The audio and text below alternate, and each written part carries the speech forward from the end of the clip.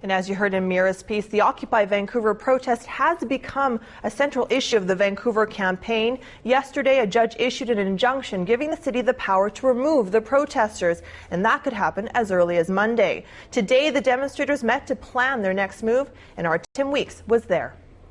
This afternoon, protesters at Occupy Vancouver gathered round a fire. It had special significance.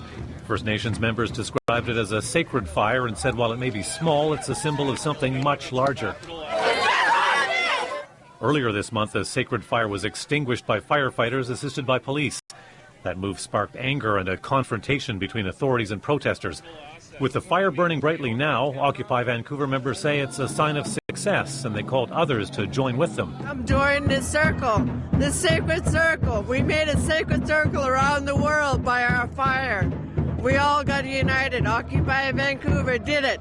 The city handed out notes telling protesters they had to clear the area of their tents and belongings by 2 p.m. Monday. Members of Occupy Vancouver responded by setting up workshops where speakers explained what their rights are and what they might face if they ignored the court injunction. I think what's critical to know about any legal information is that your legal rights in theory are not obviously what we experience in practice. Just a short distance from the tents, some question if the protest is occupying the minds of voters.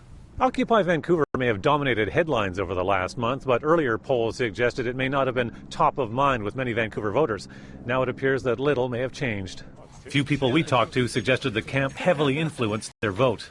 I think affordability, living in the city, be a number one issue for me. Especially in Kitsilano, one of the most expensive areas in the city. It's been tough, so it's definitely been following those issues closely. I think it's really important to kind of clean up the city and make it as green and as safe, and especially for all the pedestrians and people that like to spend time outdoors. We voted for the people we thought would do the best job. Whoever gets the job of mayor may have a challenge Monday, dealing with people who see that day as not the ending of the protest, but a new chapter.